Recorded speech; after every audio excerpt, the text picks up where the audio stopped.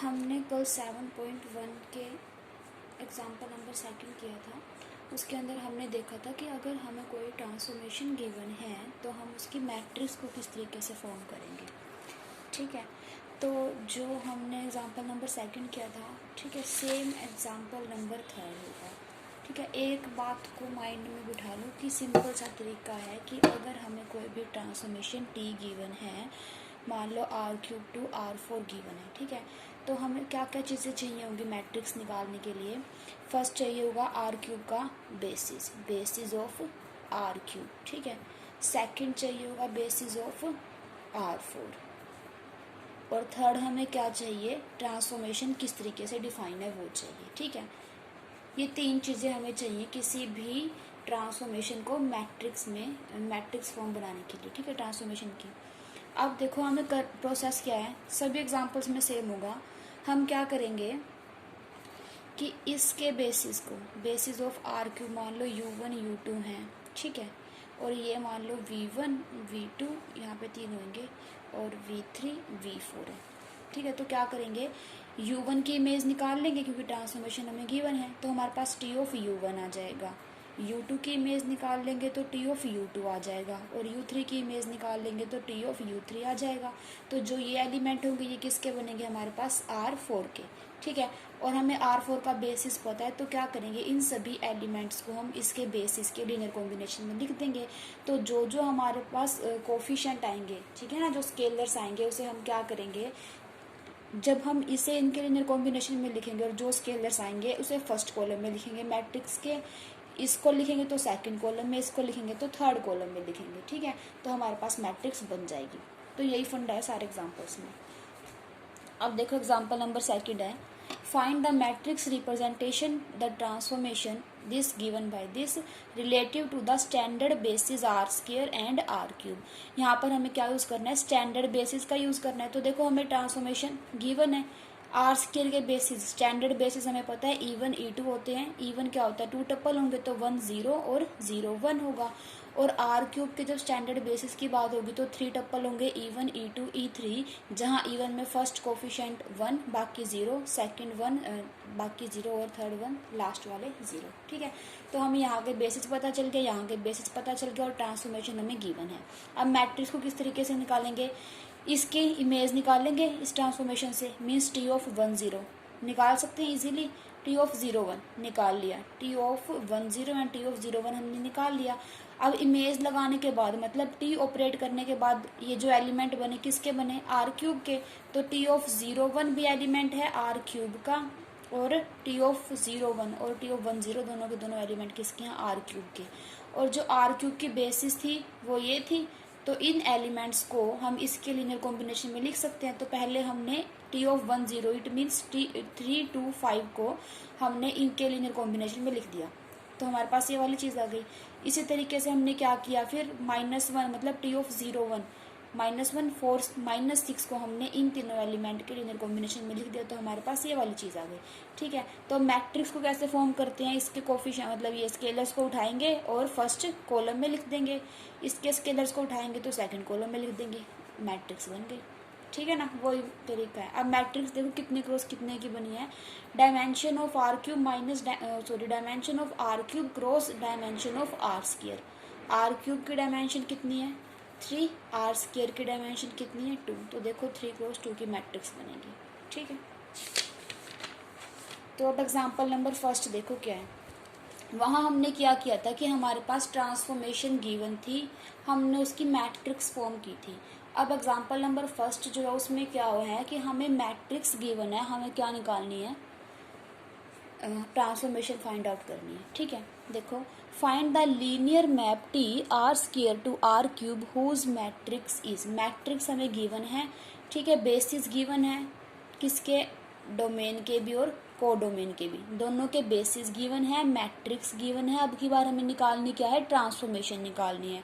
तो थोड़ा जो मेथड हमने लास्ट वाले एग्जांपल्स में किया था वो माइंड में रहेगा, तो ये इजीली आ जाएगा। ठीक है, तो देखो हमें मैट्रिक्स ये गिवन है ट्रांसफॉर्मेशन की, ये क्या है, matrix T with respect to ordered basis B and B dash. ठीक है, अब मैट्रिक्स क्या होती थी कि जब हम इसके इन एलिमेंट्स की B के मतलब आर स्क्वायर के बेसिस की इमेज निकालते थे और उनको इनके लीनियर कॉम्बिनेशन में लिखते थे, तो जो कोफिशिएंट आते थे वो होते थे फर्स्ट कॉलम में, ठीक है।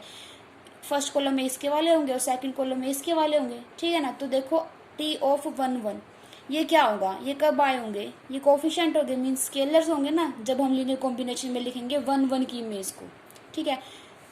जैसे हमने पीछे क्या किया था, हमने ट्रांसफॉर्मेशन से मैट्रिक्स फॉर्म की थी, ठीक है ना। तो उस चीज़ को दिमाग में रख के तभी ये चीज़ आएगी। तो अब की बार हमें क्या करना है, मैट्रिक्स से ट्रांसफॉर्मेशन निकालनी है। अब हमें क्या, देखो हमें पता है कि यहाँ पर ये क्या होंगे, ये स्केलर्स यूज हुए होंगे। कब यूज हुए होंगे स्केलर, जब हमने टी ऑफ 1 1 की इमेज निकाली और उनको इन तीनों के लीनियर कॉम्बिनेशन में लिखा, तो ये वे स्केलर्स हैं। अच्छा ये वाले कौन है, ये वे स्केलर्स है जब हमने टी ऑफ 0 2 की इमेज मतलब टी ऑफ 0 2 निकाला, मतलब 0 2 की इमेज निकाली और उनको जब हमने इन तीनों एलिमेंट के लीनियर कॉम्बिनेशन में लिखा, तो ये वाले स्केलर्स आए होंगे, है ना, ये वाली चीज़ होती है। तो टी ऑफ 1 1 जब हमने निकाला, मतलब 1 1 की इमेज निकाली अंडर ट्रांसफॉर्मेशन टी, तो हमारे पास क्या होंगे, ये स्केलर्स यूज हुए होंगे। तो 1 इंटू, और किसके लीनियर कॉम्बिनेशन में लिखते थे हम, बी डैश के एलिमेंट्स के लीनियर कॉम्बिनेशन में लिखते थे। तो 1 into 0 1 1 minus 2 into 1 0 1 plus 0 into 1 1 0, ठीक है। तो यहाँ से हमारे पास क्या आ जाएगी, इमेज आ जाएगी किसकी, टी ऑफ 1 1 की। इसको सोल्व करके अब देखो ये वाले कब आया होगा कॉलम हमारे पास, जब हमने मतलब 0 2 की इमेज निकालेंगे और किन एलिमेंट्स के, इन एलिमेंट्स के लीनियर कॉम्बिनेशन में लिखेंगे, तब हमारे पास ये वाले स्केलर्स आए होंगे। फर्स्ट स्केलर्स -1 सॉरी, सेकंड हमारे पास 3 और लास्ट वाला 1, ठीक है। तो इसे सोल्व करेंगे तो हमारे पास ये वाली चीज़ आ जाएगी, ठीक है। तो यहाँ से हमारे पास क्या आ गया, टी ऑफ 1 1 आ गया, टी ऑफ 0 2 आ गया, ठीक है। अब हमें क्या करना है, ट्रांसफॉर्मेशन फाइंड आउट करनी है। अब ट्रांसफॉर्मेशन फाइंड आउट कैसे करते थे, हमने पहले एग्जांपल्स में की हुई है कि हमें ट्रांसफॉर्मेशन फाइंड आउट करने के लिए क्या चाहिए होता था, अगर टी हमारे पास आर स्क्वायर से आर क्यूब तक है तो हमें क्या चाहिए, एक तो हमें क्या चाहिए, आर स्क्वायर के बेसिस चाहिए, आर स्क्वायर के बेसिस चाहिए, उन बेसिस की क्या चाहिए, हमें इमेज चाहिए। तो अब देखो आर स्क्वायर का बेसिस हमें गिवन है, ठीक है, और इनकी इमेज हमने क्या कर ली, फाइंड आउट कर ली। तो अब तो हम इजीली निकाल सकते हैं। ट्रांसफॉर्मेशन कैसे निकालते थे, आर स्क्वायर का कोई भी आर्बिट्रेरी मेंबर लिया हमने, एक्स वाई ले लिया, उसको क्या करेंगे, अब आर स्क्वायर का लिया तो आर स्क्वायर के बेसिस के लीनियर कॉम्बिनेशन में लिखेंगे। तो हमने इसको इन दो एलिमेंट्स के लीनियर कॉम्बिनेशन में लिख दिया, ठीक है। अब हम ए और बी को फाइंड आउट करेंगे, क्या करेंगे, फ्रॉम फोर्थ वी हैव, अब इसे सोल्व कर लिया हमने, x y is equals to क्या हो जाएगा, इसको सोल्व करेंगे तो ए कोमा ए प्लस 2b, ठीक है। तो ये वाली चीज़ आ गई। यहाँ से हमने क्या किया, ए की वैल्यू फाइंड आउट कर ली और बी की वैल्यू फाइंड आउट कर ली in terms of x and y, ठीक है। ए और बी की वैल्यू हमने फाइंड आउट कर ली in terms of x and y. अब इन ए और बी की वैल्यू हमने उठा के यहाँ पुट कर दी, तो हमारे पास ये वाली चीज़ आ गई, ठीक है। अब यहाँ से क्या करेंगे, दोनों तरफ टी ऑपरेट कर देंगे, टी जब यहाँ लेफ्ट में होगा तो इस तरीके से आ जाएगा और राइट में ऑपरेट करेंगे तो ये वाली चीज़ आ जाएगी, ठीक है। अब देखो एक्स तो बाहर आ जाएगा ना, टी ट्रांसफॉर्मेशन इस वजह से इस वेक्टर्स के ऊपर क्या हो जाएगी, ऑपरेट हो जाएगी।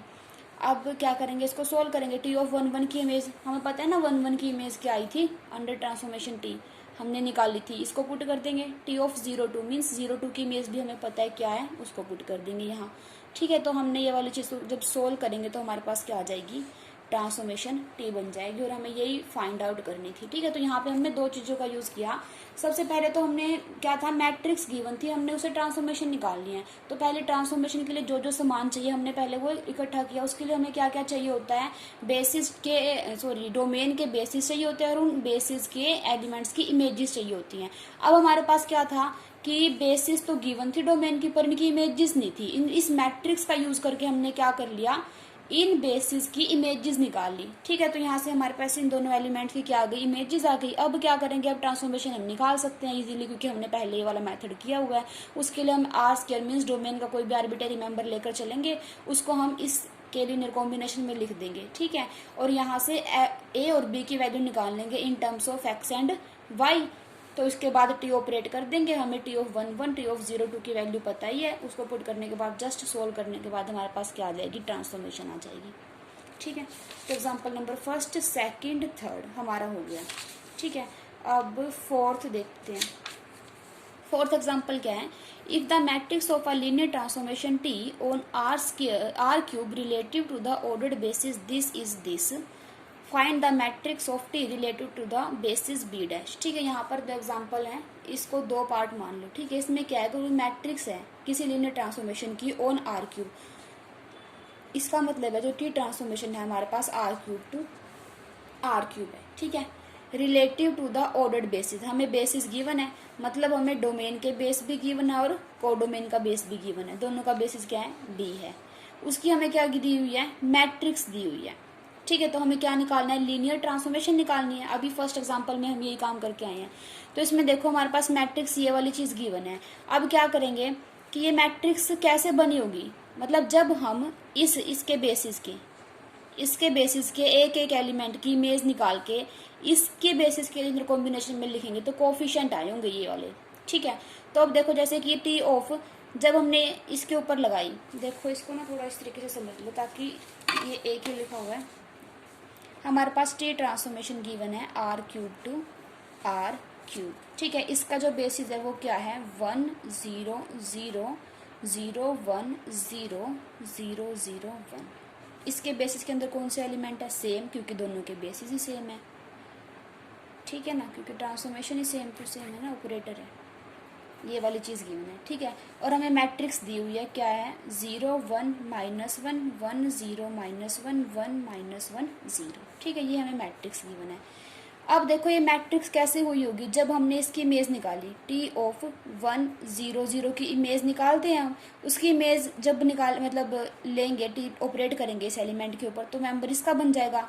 अब इसका मेंबर बन गया कौन, टी 1 0 0। ठीक है, अब ये इसके मेंबर है तो इसको इनके कॉम्बिनेशन में लिख सकते हैं।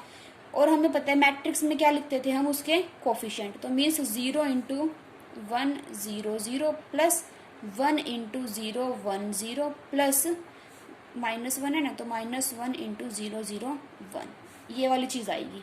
इसी तरीके से क्या करेंगे, जब सेकंड एलिमेंट की इमेज निकालेंगे तो इनका यूज करेंगे सेकंड कॉलम का, क्योंकि हमने मैट्रिक्स भी तो इसी तरीके से निकालते थे ना हम, कि इसका जो ये थे इसको फर्स्ट कॉलम में लिखते थे, फिर सेकंड की इमेज निकालते थे तो सेकंड वाले स्केलर्स को सेकंड कॉलम में लिखते थे। ठीक है, अब जस्ट उसका अपोजिट करना है। ठीक है ना, तो अब इसी तरीके से हम इसको निकाल लेंगे इनका यूज करके, 1 × 1 0 0 प्लस 0 × 0 1 0 -1 × 0 0 1। इसी तरीके से हम थर्ड एलिमेंट की जब इमेज निकालेंगे तो इन स्केलर्स का यूज कर लेंगे। तो ये वाली चीज आ गई।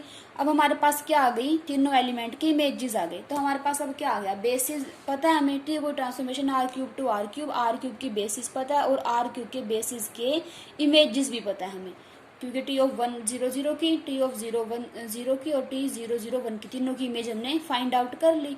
ठीक है, तो अब तो ट्रांसफॉर्मेशन निकालना इजी है ना। तो अब ट्रांसफॉर्मेशन निकालने के लिए क्या करेंगे, डोमेन का एक आर्बिट्रेरी मेंबर लेकर चलेंगे, डोमेन के मेंबर को डोमेन के बेसिस के लीनियर कॉम्बिनेशन में लिख देंगे।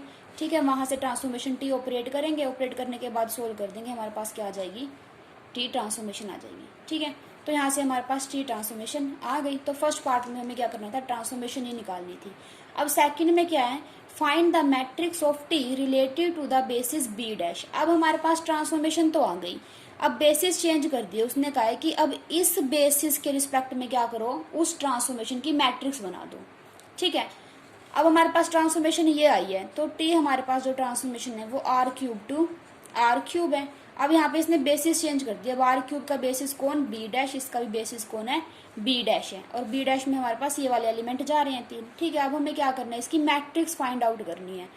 तो देखो वी शैल क्या करते होते हैं मैट्रिक्स निकालने के लिए, इसके डोमेन के बेसिस के हर एक एलिमेंट की इमेज निकालेंगे अंडर ट्रांसफॉर्मेशन टी। तो इसके अंदर कौन कौन से एलिमेंट जा रहे हैं, आर क्यूब के बेसिस कौन, अब की बार बी डैश है ना सेकंड पार्ट में, तो इसके अंदर सबसे पहले हम क्या करेंगे, 0 1 -1 की इमेज निकाल लेंगे बाय ट्रांसफॉर्मेशन, ये वाली जो हमने पहले वाले में फाइंड आउट की थी। ठीक है ना, इस ट्रांसफॉर्मेशन का यूज करके हम इसकी बेसिस के हर एक एलिमेंट की इमेज निकाल लेंगे। तो यहाँ